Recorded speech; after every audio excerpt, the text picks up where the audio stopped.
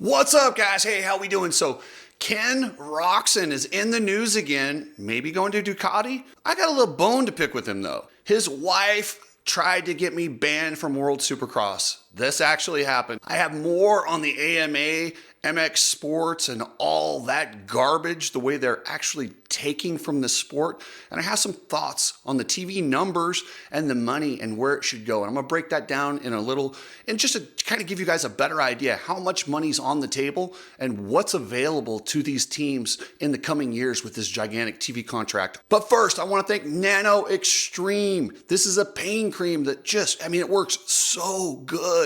My shoulder hasn't felt this good in years. Listen, I know you guys have pain, and pain pills are an epidemic in our sport with older riders because we've all had these crazy injuries. We tell other people about them. They're like, what? And you keep doing it? I'm always looking for alternatives to pain medication that will kind of improve our quality of life. Nano Extreme absolutely does that. So head over to Nano Extreme. You got a couple more days. They extended out the buy one, get one free, the Cooksey special. If you use code Cooksey before November 7th, you will get one free. You buy one, get one free. So thanks, guys. Head over to Nano Extreme. Also, check out the Coach Rob store. He's got his nutrition bundles. And clearly, I need the immunity one because my voice still isn't completely back from this cold. I feel a lot better, but my voice still sounds like crap. So head over to the Coach Rob store, get your nutrition bundle, and don't be sick like me. Get your nutrition supplements. Power through this winter. CoachRobStore.com. You need people like me so you can point your fucking fingers and say, that's the bad guy. So this one came as a surprise to me. I did not see this coming. So Courtney Roczen, it's Courtney Savage. It's Blake Savage's sister. They're a Utah homegrown kids. They grew up in St. George. So I've known of them for a long time. We know mutual people. I would not have expected her to do this because we know a lot of mutual people, and I do my best to promote Blake Savage. Unfortunately, he's in a wheelchair, but he's doing much better. I think highly of the Savage family. But for her to call World Supercross or contact World Supercross and ask them to ban me from the event because I say unkind things about Ken Roczen? What? What are you talking about? Are you crazy? This is what happens when people hear things, but they don't actually think them through. She's wondering, well, he must do bad things because they banned him.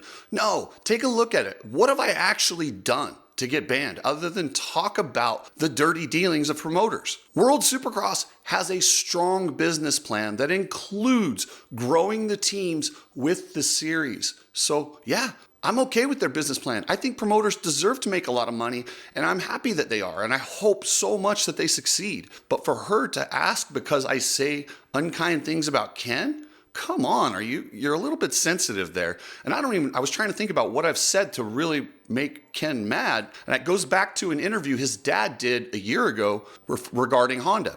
His dad essentially called Honda cheaters by saying that they used, for Chase Sexton, when he was battling Eli Tomac 2 years ago for that outdoor championship, they used Tim Geiser's frame. Ken was on that team, and he also wanted that frame, but they only had enough for Chase Sexton.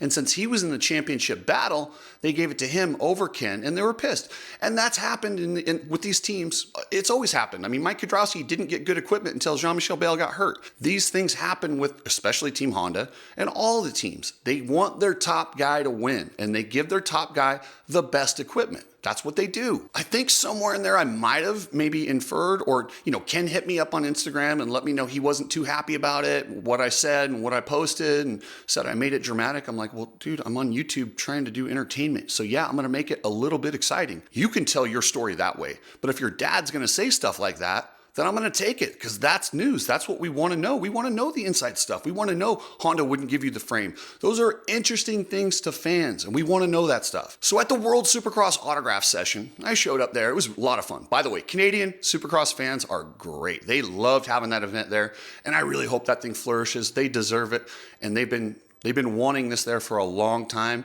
and they were there early, getting autographs. They're out there, and one of the fans went through the autograph line, and he got all the riders' autographs. But apparently his friend or brother was his favorite rider is Ken Roczen. Ken was 20 minutes late to the session. He went through the line, didn't get Ken Roxon's autograph. So and then immediately after Ken got there, his line got really long because everyone went back in the line. He's like, man, I want to get something for my brother. I think it's his brother, but it doesn't really matter who it's for.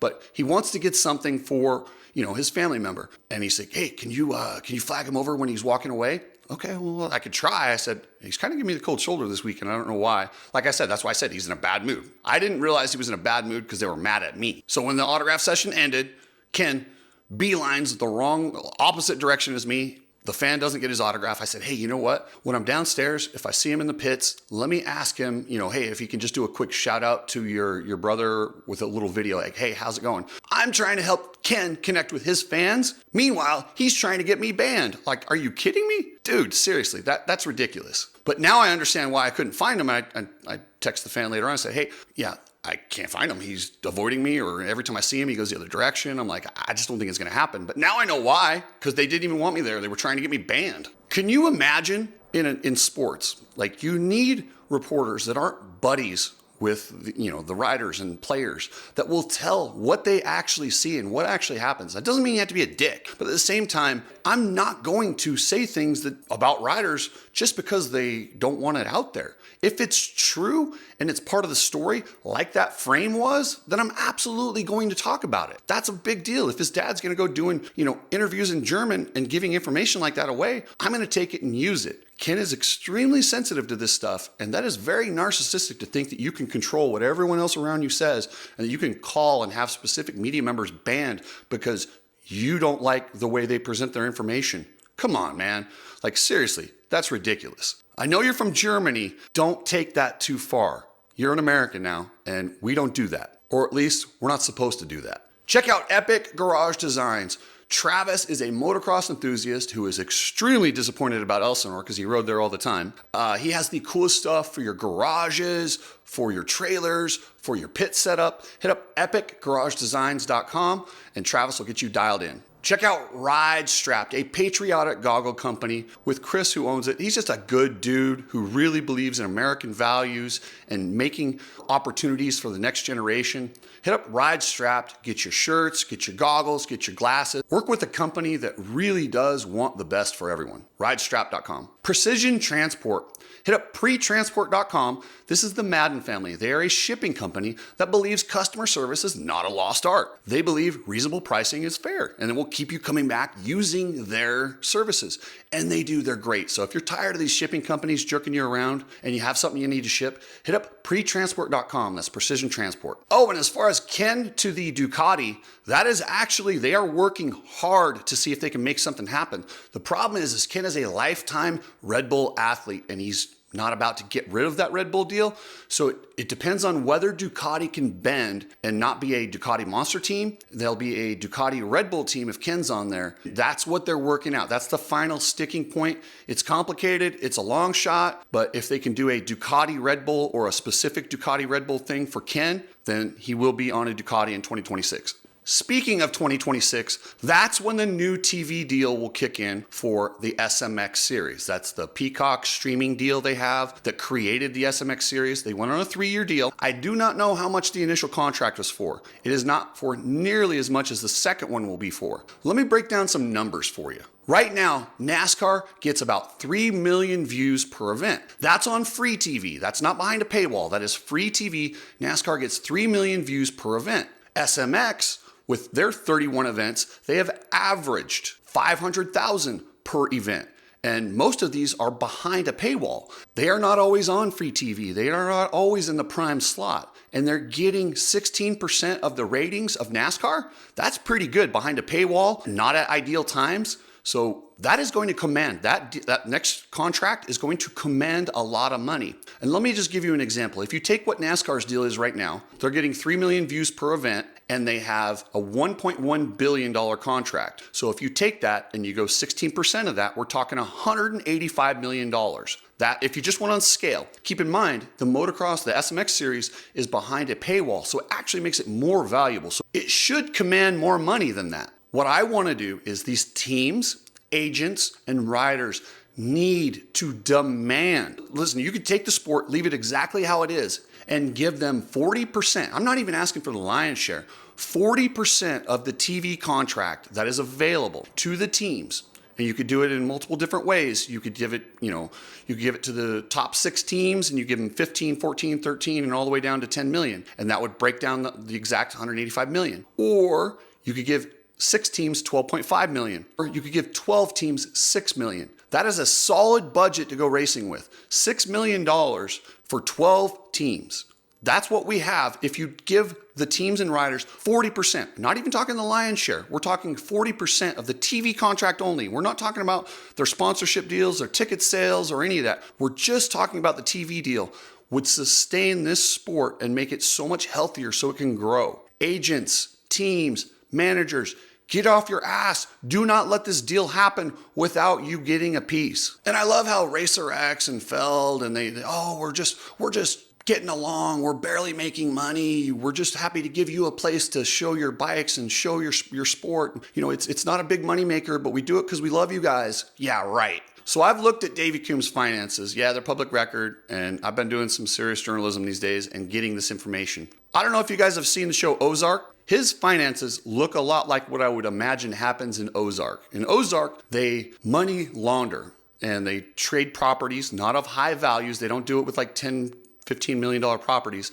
They do it with lower properties so it doesn't collect any red flags. If you look at the amount of transactions that Davey Coombs has had on these lower dollar houses, it's crazy. Like I said, I don't know much. I'm not an FBI agent who goes after this, but I have to think after watching Ozark, knowing what I know about money laundering, damn, that sure looks like it. Like I said, I don't know if it is or not. And if you take a look at AMA president Rob Dingman, he's got the same thing going on. He's got all these little house sales that are under 400,000. And what's terrifying about Rob Dingman, the president of the AMA, is some of them are with Chinese government officials.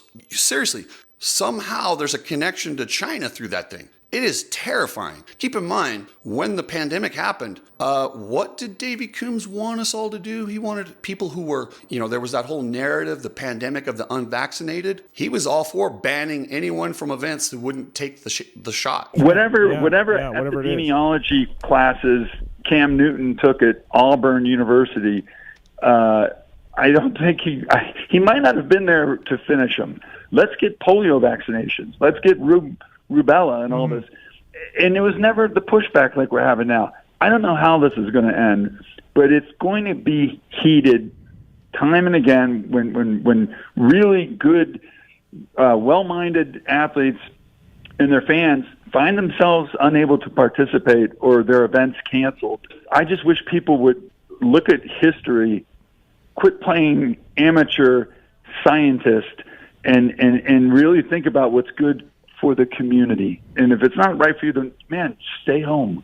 Just If you don't want to do it, stay home. But don't drag everyone down into this campaign of divisiveness. Clearly, Davey Coombs was on the wrong side of this one. And this is the dude that runs our sport. Him and his sister, they are in charge of the sport.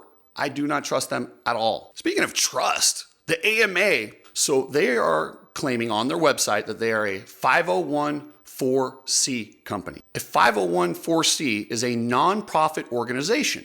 Funny, in my investigation, I find a letter from the IRS in 2008 that says this 501(c), their 501(c) status was revoked. So why is it still on their website? That is really strange. I don't know why. Maybe if somebody's got an answer for me, but why would the IRS tell them they are no longer a 501(c) nonprofit, but yet they're still announcing to memberships and selling members as if they are nonprofit? That can't be legal. If there's an explanation out there, please, somebody let me know, because I don't know what it is. Like I said, the only information I found is the IRS revoked it. They still have it on their website. And I want to send a get well soon to Uli Stoker. He is a German supercross racer who travels the world racing. He kind of like a privateer. He just races wherever he can to make some money. But he was going to come on the show and tell about his dealings with different promotions in different countries. And I thought it'd be really cool to talk to Uli. Unfortunately, he was racing in China last weekend. Somebody landed on him, broke his arm. So he had to get his arm repaired, but he'll be on soon, and we're going to tell you Uli's story and how he makes a living traveling to all these weird countries to race supercross and promote the sport. So it's pretty cool. Uli's a bad dude, and get well soon, my man. Arena Cross kicks off next week. I can't wait to see Vince Freezy in Arena Cross. I'm heading to Reno. I'll be watching this event, and I want to see how this plays out with Vince, Ryan Brees, Kyle Peters, in that small Reno arena. It's going to be a lot of fun, guys. So if you're in that area, go check it out. If not, watch it on arenacross.com, or I don't know what TV package it's on, but that is a fun series that offers a lot for the riders. And this Lake Elsinore closing deal is really weird. It was reported that it was because of a lawsuit, because of the tragic death of a little girl. That family's coming out and saying, no, we never sued. We didn't do that. Why are they saying this? So stay tuned. I don't know what the real story is with Lake Elsinore. I've also heard people alleging that Amazon bought it for a new warehouse, and this is the excuse they used. I don't know what the true story is, but stay tuned. We're going to have to find out. But where's the AMA in that one? If you truly were protecting the rights of riders, yeah, you